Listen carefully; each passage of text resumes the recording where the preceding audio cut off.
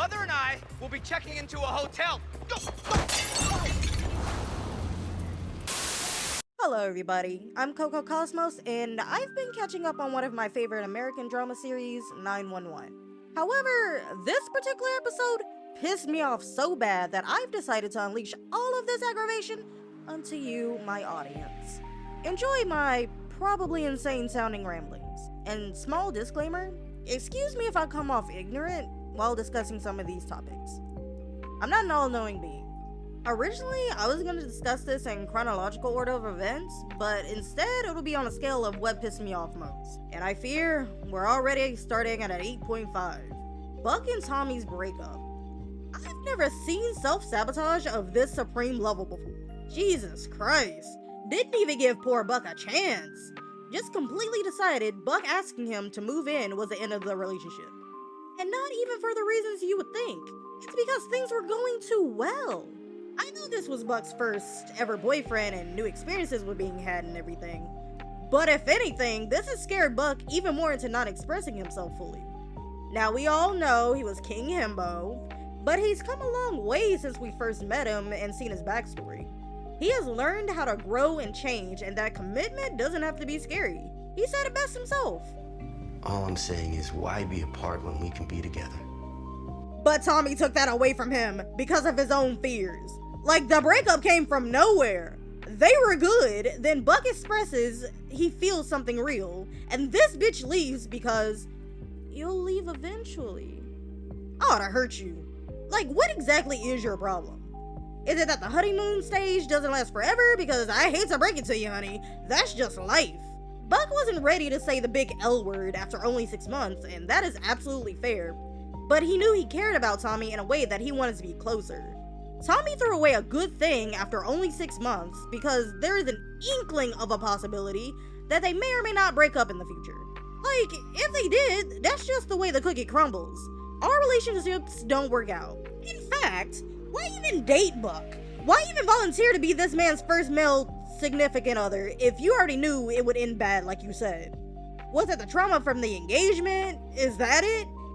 Is Tommy's actor leaving the show? Tell me something, because I'm dumbfounded. Hate it here. Moving on to the next thing. Eddie's confession. Now, I'm not Catholic. Well, I'm not religious in any definition. But from what I know, the whole point of confession is anonymity, right? Well, Father said privacy be damned and made a huge leap.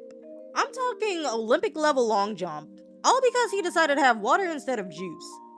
Apparently, this was Eddie's way of punishing himself yet again for what he did.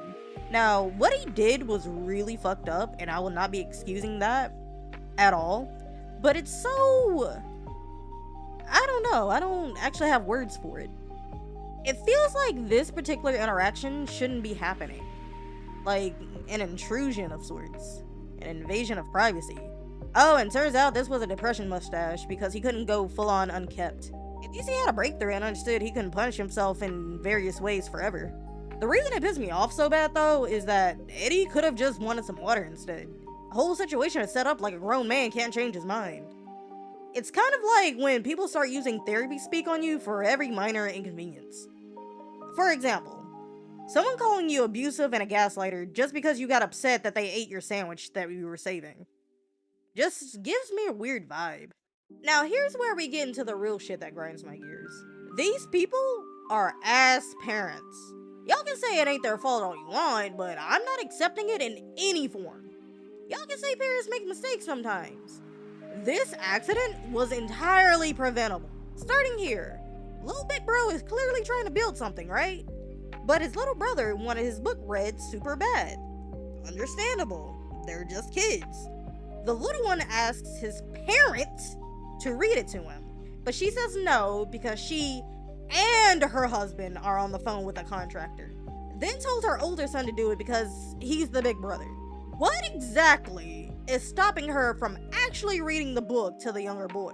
She might as well just say she didn't want to. This man is already on the phone and it's pressed to his ear, not even on speaker. So it's not like she's even listening to what's happening on the phone. And they both leave the room. They left a presumably 7 and 5-year-old unattended, which One would think it wouldn't be that bad, since presumably they walked a few feet away for a few minutes, unless there was something dangerous around. Say, I don't know, a huge safety hazard of a dug-up backyard with open pipes everywhere and an unlocked door leading to it? This wouldn't have happened if at least one parent kept an eye on them. It literally made no sense as to why the mom couldn't watch them. It upset me so bad. And what's worse is that the events of this disaster leads to my final point. I'm trying to approach this as delicate as possible because it's a sensitive topic.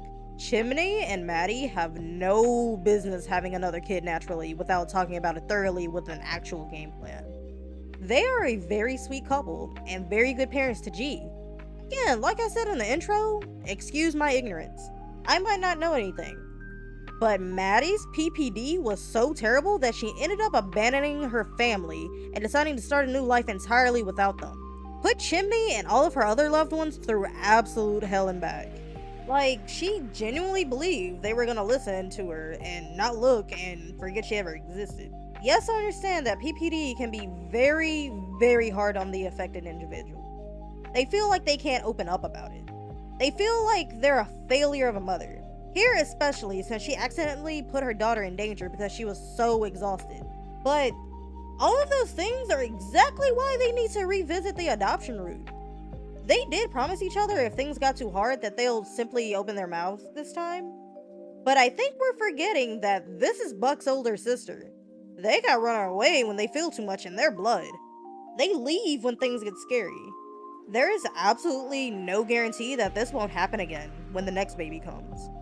And what's worse is Chimney thought he was being selfish in his reservations. He absolutely was not. He was getting ahead of a possible storm, and that irritates me. Then, oh, guess what? She's already pregnant.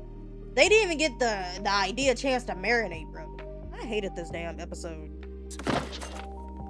Go! What do y'all think?